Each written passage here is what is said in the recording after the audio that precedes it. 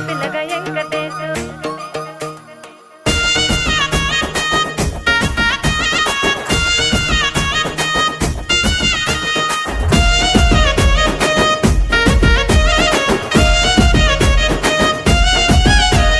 చిత్రాల మనసు నాది చిన్నగా పోతుంటావో చూడక పోతుంటావో ఇంట్లో చిన్న దాన్ని నేను చిత్రాల దాన్ని